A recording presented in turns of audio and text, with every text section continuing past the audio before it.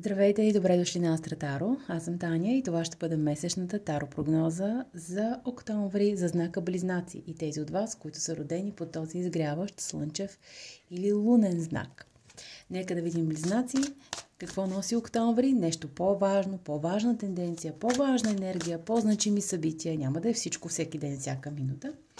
За знака на Близнаците, като напомня, че това е обща прогноза и че е добре да приемате нещата умерено, естествено, и да имате предвид съобщенията, които са важни и адекватни за вашия живот. Не всичко, което кажа, ще бъде валидно за вас.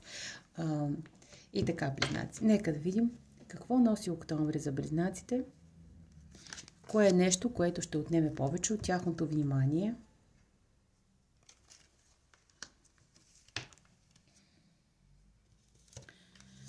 Силен месец се очертава и месец, през който доста от Близнаците ще вземат надмощие, или това ще бъде важна тема, така да се каже, над определен мъж, което може да бъде, това буквално може да е определен мъж, надмощие в спор, надмощие в някаква конкурентна битка, конкурс, интервю за работа или каквото там си, понякога дори в любовта.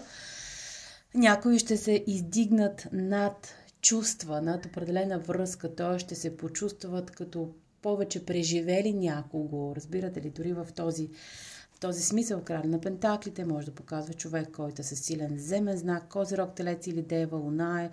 Особено при мъжете е повече слънчев или изгряващ знак, но като цяло такава земна енергия, макар че от време на време чувствата все още някакси ще им пречат, така да се каже, но силно започва месец октомври. Разбира се, извън любовта, това може да бъде месец, в който е много силен за творчество, за работа и за вдъхновение. Някои от вас ще подсилват сериозно здравето си, тялото си. Можете да правите, не знам, аеробика, гимнастика, фитнес, каквото си там, да вдига тежести, да се погрижите за талията си, за фигурата си, за стойката си, изобщо каквото си пожелаете, за красотата си, за да повишите уменията си, за квалификацията си и така нататък. Има някакви чувства, които може да са много емоционални по отношение на това, което казвам. Наистина. В някои случаи е възможно да ви пречат. Нека да видим още. Октомври за Близнаците. Сбогуване с илюзии е имало и тук е много силно за Близнаците просто възвръщане на силата в живота им. Не просто на надмощието, на силата.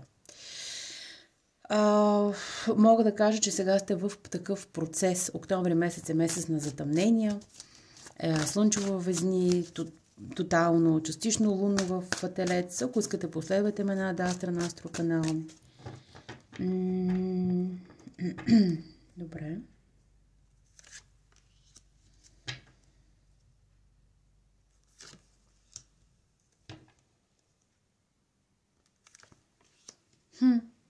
Интересно е това, което се вижда.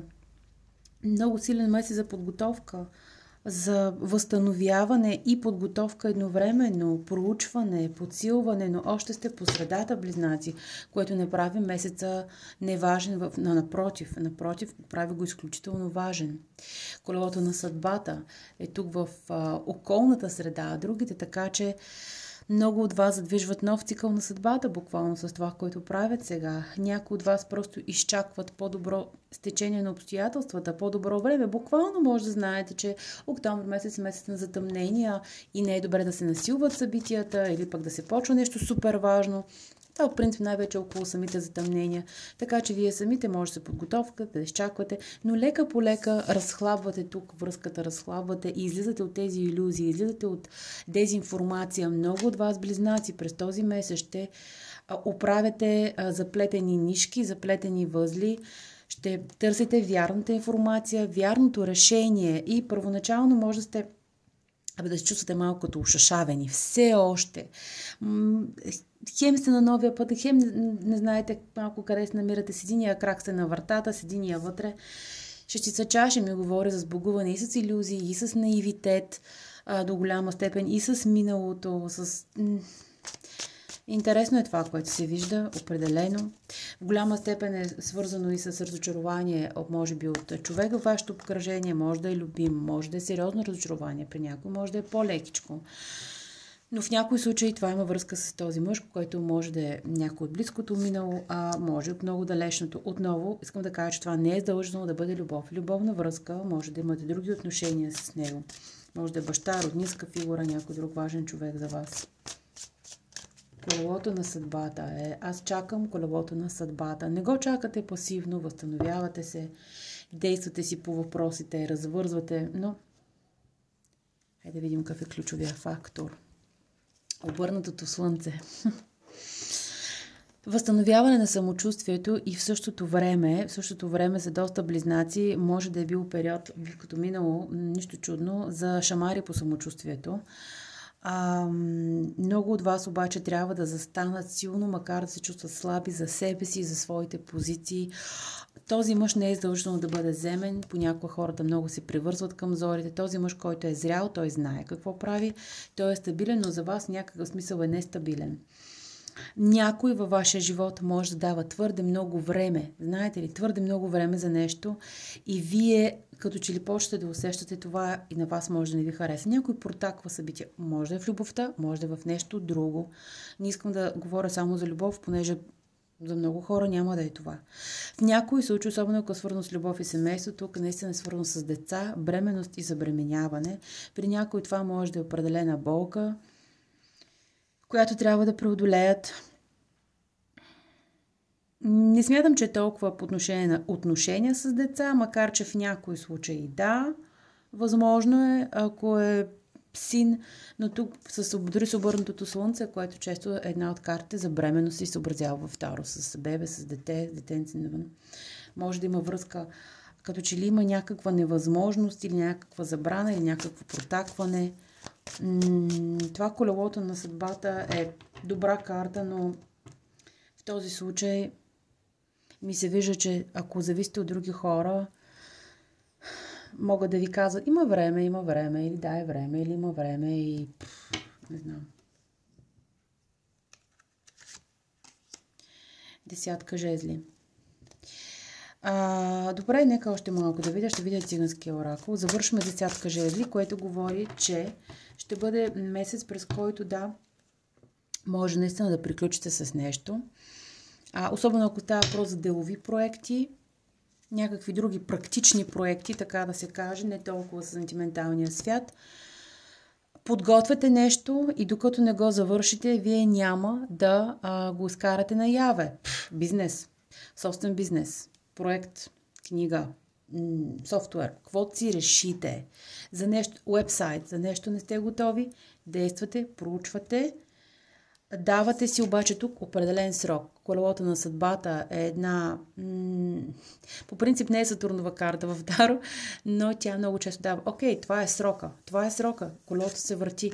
Така че аз имам ограничено време да направя това, което трябва да направя.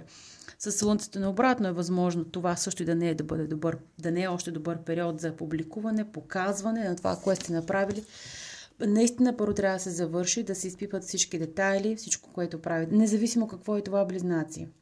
Работа ли е, изпит ли е, обучение ли, какво е, трябва да положите много усилия. За всички практически въпроси във вашия живот е нужно сила, стъпване на краката, интуиция, емоции, където е нужно, неговорене, действие, сбогуване с наивността и отлагането и не показване още докато нещо не е готово. Има нужда с обърнато слънце от една идея малко повече скромност, ако сте склонни да влезете в някаква крайност вече, изведнъж всичко е за мен, опитайте се да пазите малко повече умереност. Искам обаче да видя тази съдба, която се показва тук, че ми стана доста интересна. Но, особено края на месеца, и средата и края, с затъмненията, например, частичното лунно затъмнение в 12-я дом на близнаци. За него ще говоря на Адастра живо здраво, но тук има наистина много яснота, много приключване. набиране на нужната информация и вие работите много за това. Цялата енергия на месеца по набиране, изясняване, търсене, проучване, за каквото и да става въпрос това. Или също така за работа, сериозно отношение към работата си. Обективност, адекватност, прецизност, дали във всекидневната работа. Някой може да ви е дал срок да направите нещо. Изпитателен срок. Искам да те видя какво ще направиш. И вие полагате всички усилия, без да имате... И тук вече ще излезе от някакви илюзии, някакви напразни мечти. Може да е било готино, но по принцип седмица чаша обърната не е много приятна. Малко е като студен душ. Много добра енергията за всякакви, особено творчески проекти. Ако искате да преборите конкуренцията, ще се наложи повече усилия да полагате. При някои близнаци преминава малко подобно на телците, период, който може да е бил по-успешен. И сега има друг цикъл. Не се вижда толкова ясно като при телците, но въпреки всичко. До някъде. Сатурн все пак силно влияе на близнаците и това е осезаемо. Най-вече на по-ранните близнаци и средните. Утешение. Имате карта на утешението за октомври. Едната. Къща. Може да си стоите вкъщи, може да ви е важен домашен проект. И сега кажа за тук да буквално показва къща, така че в някакъв смисъл може да се натоварите с ремонт, силен домашен проект. Още нещо да видим циганския оракул. Какво ще кажа? Удача! Това е карта на фортуна. Може да е благоденствие. Ето, вижте, рога на изобилието, но не само това. Прилича в голяма степен на крилото на съдбата. Знаете ли, това е готино при всички положения. Мисля, че при някой ще дойде една скрита възможност. Ослушвайте се за възможности, която още няма да бъде нещо явно. Някой ще ви предложи нещо да стане по-нататък или да ви пробва. Разбирате ли, нещата са по-скрити. Но тук с крилото на съдбата при доста близнаци е много възможно да настъпи да има добър шанс. Съдбата ви дава някакъв дар.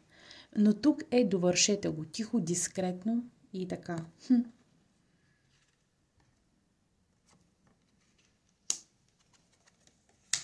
В личния сентименталния живот тази енергия е по-трудна обаче, която виждам, отколкото за деловия, всякакъв друг професионален. Дори за здравето много от вас ще се натоварят, както каза, ще се погрижат за здраве. Някои от вас могат да се направят лазерна операция, татуировка, да отидат на лекар, на зъболекар, особено човек тук трябва да го довърши това нещо.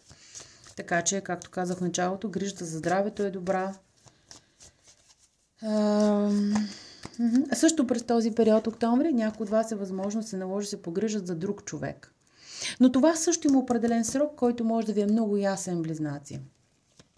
Може в болнични за детето да излезете или пък за родител нещо да се погрижите, не знам, да заместите колега, но това също е временно.